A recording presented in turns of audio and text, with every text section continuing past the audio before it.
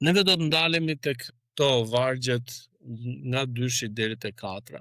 Durimi, sprovat dhe përsosmëria në besim. Një përmbledhje të librit ose kujt i drejtohet është, ne dimë nga fillimi, nga vargu i parë neve shikojmë që autori është Jakobi, është vëllai i Jezus. Audienca të gjithë të shpërndarët e krishterë në persekutim. Qëllimi është të inkurajoj dhe të formoj shpirtin ose ta forcoj shpirtin e të gjithë besimtarëve përmes provave. Një pyetje për neve është: a keni kaluar ndonjë provë që ju forcon shpirtërisht?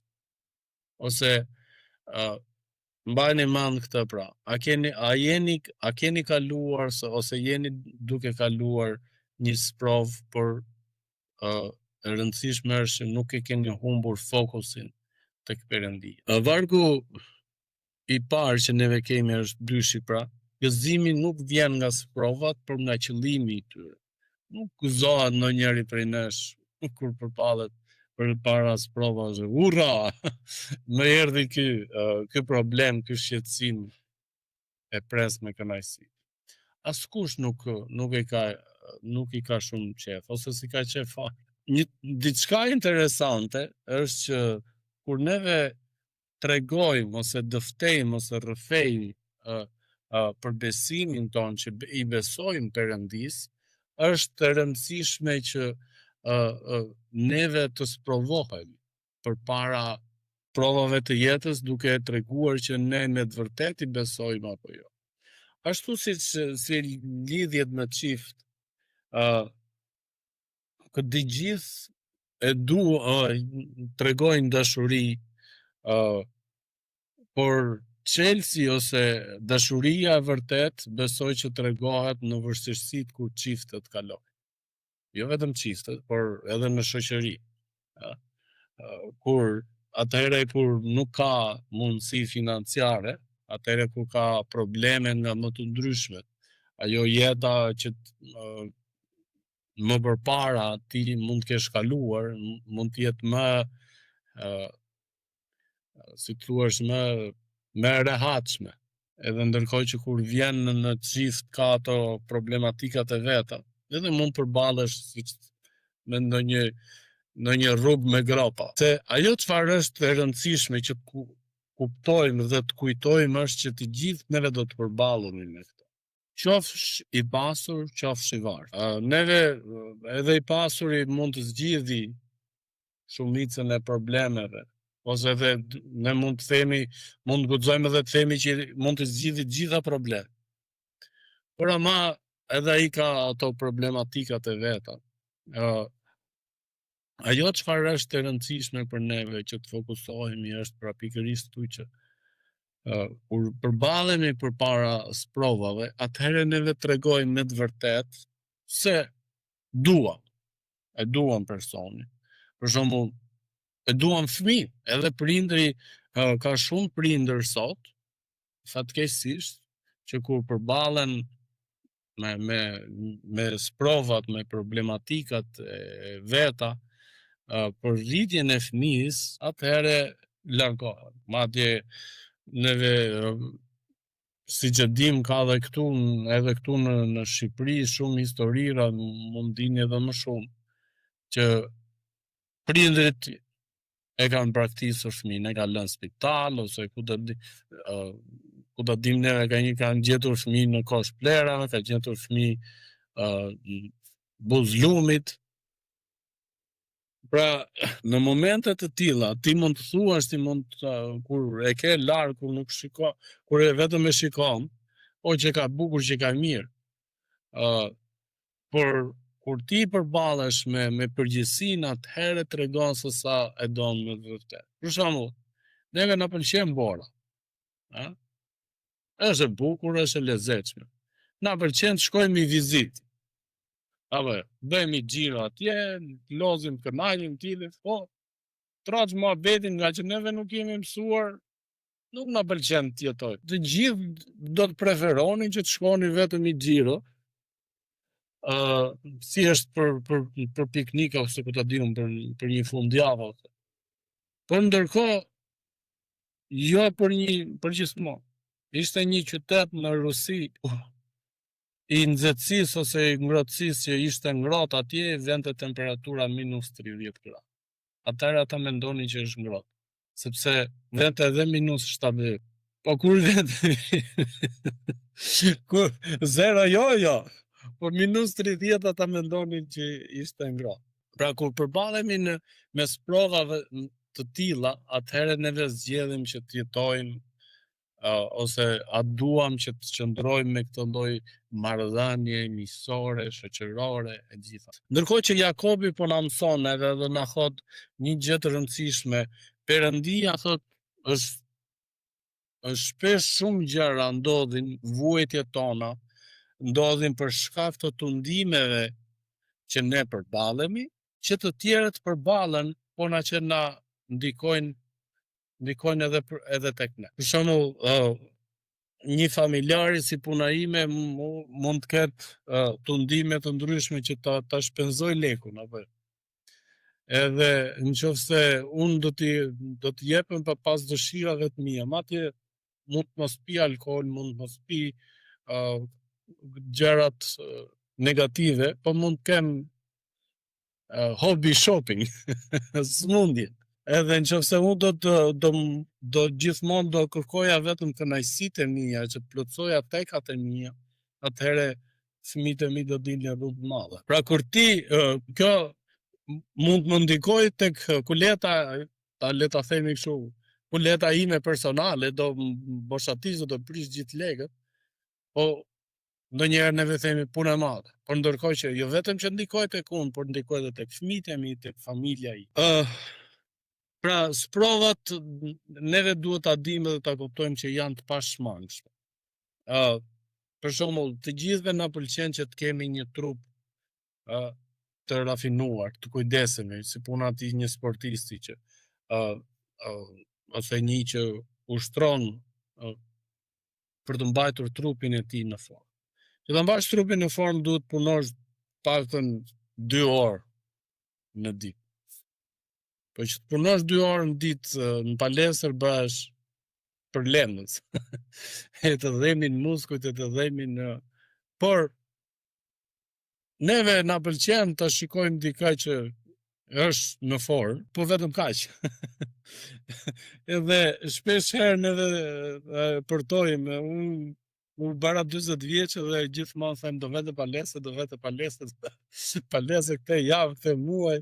Madje kur fillon viti i ri, këtë vit them unë do ta marr seriozisht edhe do fuqishëm, po. Erdhi maji me qira fjalë. Pra, na pëlqen të majmë, domethënë kur dëgjojmë të tjerët që çfarë bën ti për të patur trupin në formë, kujdese me ushqimin, ha kështu, ha ashtu.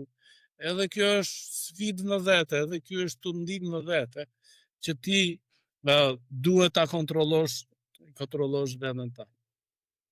Pra, gjithë secili prej nesh përballet me këto gjëra. Qofshin këto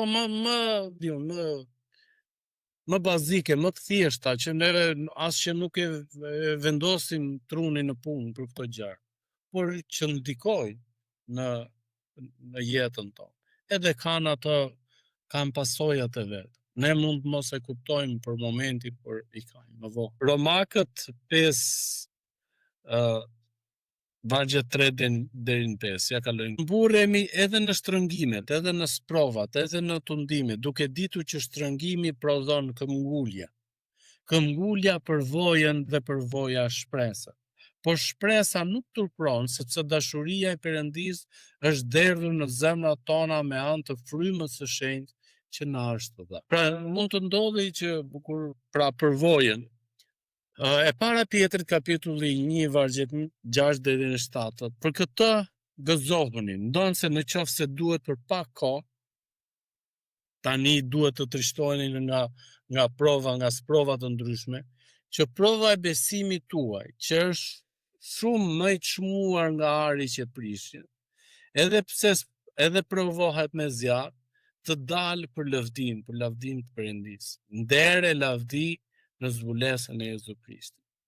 Neve mendojmë që jeta jonë është është e gjatë dhe nuk na pëlqejnë vuajtjet, na pëlqejnë ajo qetësia, rahatia e këto me radhë. Por duhet të dim besimtarët e asaj kohe po e tregojnë këtë gjë, edhe po thonë që shiko, ne e kaluam. Edhe thot, kjo jetë është e shkurtër, këtë po thot Pietri këtu. Kjo jetë është e shkurtër. Ndonë se në qoftë se duhet për pak kohë na duhet të trishtoheni nga prova të ndryshme. Pietri kaloi këtë gjëra. Madje kur ishte me Jezusin, ata në fakt përpara se që të bashkohej me Jezusin si dishepull i Jezus që Jezus e thirri, ai ishte një peshkatar bashkë me vllain e tij.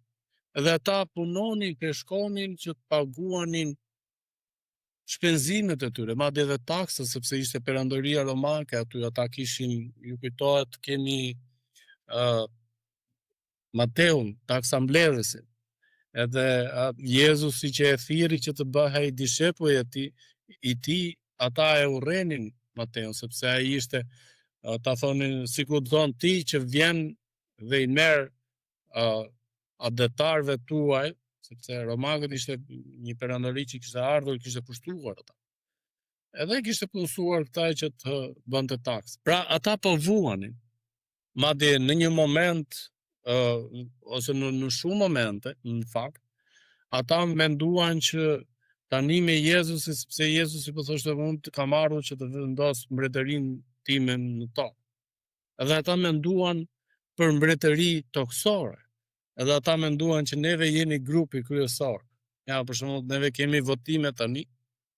Edhe po ta shikosh të gjithë njerëzit janë angazhuar edhe me parti të ndryshme, duke menduar që sa më afër të shkojmë tek drejtuesi, tek ai që ka më shumë përgjegjësinë, neve do të kemi një pozicion më të mirë. Në një moment dishepujt Gjoni dhe Jakobi i kërkuan Jezusit që të uleshin një në të majtë e një të djathtë. Ata thjesht po mendonin mbretërinë tokësore, ata po thjesht po mendonin çfarë do të marrim ne. Ndërkohë që Jezusi edhe i tha dhe i sqaroi që nuk jeni për këtë. Jo, ne mund t'ja dalë. Kur Jezusi vdequ, kryqëzua dhe u ringjall, ne lexojmë tek Veprat e Apostujve, Jezusi i tha, prisni derisa Ati im të dërgoj ngushëlluesin, frymën e shenjtë. Te kapitulli 2 këtë Veprat e Apostujve ne shikojmë që ata fuqizohen. Por fuqizohen në mënyrë që mendja e tyre hapet, kuptojnë dhe ata po ndanin fjalën e Perëndis. Në Bibël, në Testamentin e Vjetër tregohet, nëse do ju kujtohet historia e Samsonit. Samsoni në një moment ai kap dhelprat edhe i lidh në bishtin e tyre, i lidh pishtarët që mbanin flak, se ato nuk fikeshin në dorë kollaj.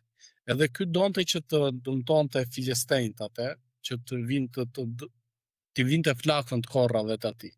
Dhe mënyra më e mirë ishte që duke bërë dhelprat që ta bënin. I lidh dhelprave pishtarët në bisht, dhelprat dajak në për fusha, në për gjitha çka kishin të korra, mori flak. Ky lloj shembulli, edhe dishepujt e Jezusit kur morën frymën e shenjtë, ata prodhën deri në fundin e dheut, si punë e dhelprave me pishtarët e tyre, ndërkohë që dishepujt kishin pishtarët, po të shikojmë te Veprat e Apostujve, kemi fryma e shenjtë erdhi mbi ta dhe qëndronte si një flak në kokat e tyre, në formë gjuhë. Po ta shikosh të ndezësh një flak, kështu një çakmak ose një qiri, pak a shumë atë formën e gjuhës. Dhe pra ajo flaka që ata morën, arritën që të shpërndanin fjalën e Perëndis deri më sot. Madje edhe në momente të ndryshme, kur ne shikojmë dhe lexojmë letrën e Jakobit, që ata u persekutuam, çfarë bëri persekutimi? I bëri që ata mos qëndronin rehat në shtëpinë e tyre, në kishën e tyre, por të largoheshin në vende të ndryshme. Dhe në vende të ndryshme ku shkonin, ata ndanin fjalën e Zotit. Ndonjëherë Zoti të ve flakën vetëm për të shpërndar fjalën e tij. Prandaj nuk na lëshon zemra, thot Pali tek e 2 Korintasve, kapitulli 4, vargu 16. Por edhe pse njeriu i jashtëm shkon në shkatërrim, ne dim që koha jon këtu është e shkurtër. Edhe neve shikojmë vit pas viti, themi nuk që ka asgjë. Që të rritesh. Shko në shkatërim, ai brendshëm për të rihet. E po të shikosh, shumica njerëzve i kap për mirë mosha. Matorohen. Bën më të zgjuar, bën më të mençur, bën më të matur. I ka për mirë, ka ca që i ka për keq, nuk piqen, nuk parapiqen kollaj. Kështu që thonë që meshkujt piqen në vonesë. Dikush po më tregonte një histori, ishte shumë i apasionuar mas qenve. Edhe kishte 2 qenë. Një femër dhe një mashkull. Po ta shikoja, tha, edhe tregoi, tha, po të shikoja femrën, tha, që një femër ishte më kujdesshme, më matur, më edhe ruante veten, edhe ushqimin e zgjidhte, tha, kurse qeni, tha, kurse mashkulli, tha, më dallkaut, më i trashta. Po, tha, u deshën, tha, 5-6 vite, që me vitet e qenve është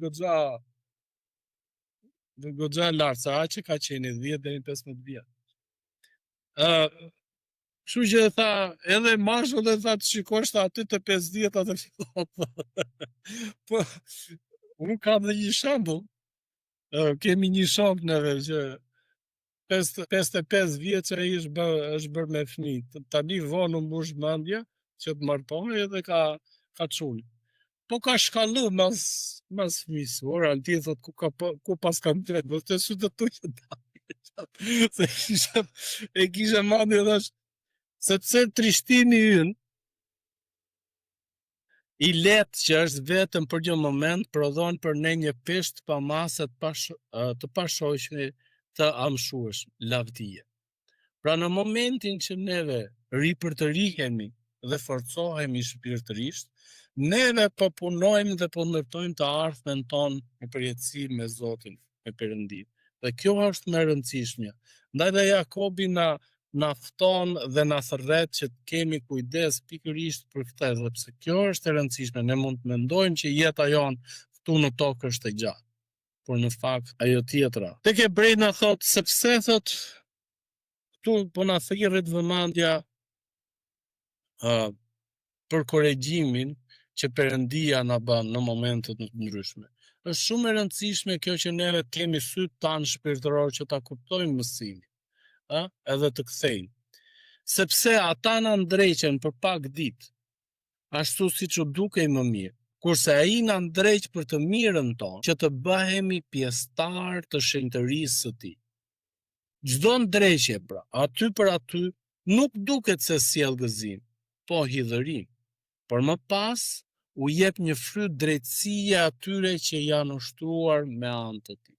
Pra nëse neve, Zoti neve kur pagzohemi, na ka dhënë dhuratën e frymës së shenjtë. Edhe kur ne me ndërgjegjen tonë, me frymën tonë, kuptojmë që shiko, kjo është gabim, atëherë Zoti po punon edhe po na thërret vëmendje. Në momente të ndryshme neve zgjedhim dhe kthehemi dhe themi nuk do ta bëj. Në momente të tjera themi jo këtë radhë. Sepse ti na ke vënë në provë, o Perëndi, na ke pastruar ashtu si pastrohet argjenti. Na ke bërë të bjem në rrjet, ke vënë një barë të rëndë mbi kurrizet tonë. Ke bërë që njerëzit të ecin me kalë mbi kokën tonë. Kemi kaluar në për zjarr dhe në për ujë, por ti na ke nxjerrë jashtë në një vend të freskët. Jeta, siç e dim ne, na bën ne që do të kalojmë përpara sprovave. siç u thash pak më përpara që zgjedhjet e dikujt tjetër ndikojnë në jetën tonë. Sot neve po vuajmë dhe të gjithë e vuajmë këtë që të zgjedhim çfarë është ushqimi më i mirë, ë? Të jetë sa më bio, të jetë sa më organik, të jetë sa më mirë. Pra, për mendimi dhe vendimi i dikujt tjetër, se si ta prodhoj atë gjë, edhe na thot neve që pa merak, është bio, ndikon tek ne, me kalimin e kohës. Pra, e shikoni atë zinxhirin. Unë sot mëngjes i bleva byrek fëmijëve. Argisi nuk donte të hante ato që kishte shtëpia, donte byrek. Dhe aty tek lagja kemi një byrektore, po ajo janë familjarë, domethënë. Ka vajzën e vogël atë në krevatin e fëmijës që ki brenda të byrektoria. Edhe unë bleva byrek ndërkohë që fëmia sa kishte një byrek në dorë dhe po e shinte, po loste, po hante. Pra, në një mënyrë edhe sinqerisht këtë mendova. Thash, përderisa kjo po i jep fëmijës vet që të haj, atëherë domethënë ka diçka që është sa më mirë. Pra, po e them me sinqeritet që ky është një problem edhe një shqetësim që neve e ngren çdo ditë, do blejmë domatën, do blejmë një perim, apo do blejmë një frut, apo do blejmë një mish, apo do blejmë një peshk, çado që të blejmë neve gjë kryesore që nuk e kam problem për lekë, se lekë një ditë do prishem, por desha që këtë që po blej të jetë sa. Pra e kemi këtë lloj shqetësimi. Edhe pse kjo jetë është e shkurtër, ne duhet të shqetësohemi edhe për atë shqetësimin kryesor për jetën tonë shpirtërore. Ju kam thënë këto gjëra, thot Jezusi, që të keni paqe në mua. Në botë do të keni mundime. Edhe vetë Jezusi tha, nuk jeni të përjashtuar prej kësaj. Por merrni zemër, unë e munda botën. Të gjithë neve do të kalojmë sfida nga më të ndryshme. Është e pa evitueshme kjo. Ai që jo thot ndryshë gënjen. Po gënjen me të madhe shumë. Ne për gjithë secili do përballet në sprovë në momente të ndryshme. Prova e besimit prodhon pra durim. Prova jo për dështim, po për forcim. Durimi është qëndrueshmëri shpirtërore. Provat zbulojnë cilësinë e vërtetë të besimit. Jozefin e morën vëllezërit dhe e shitën. Ai kaloi vujtjes, prova nga më të ndryshmet, por një gjë është e rëndësishme që neve shikojmë në çdo moment ku ai kalon, edhe pse shitet sklav, ai ishte me Perëndin, edhe Perëndia ishte me ta.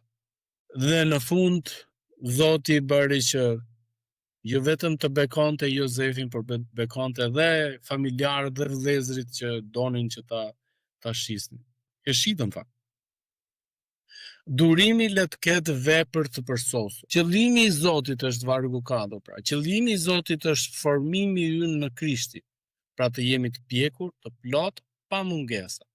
Durimi sjell karakter dhe drejtësi. Një thënie thot, Zoti është më interesuar për shenjtërinë tënde se sa për rehatin tënd.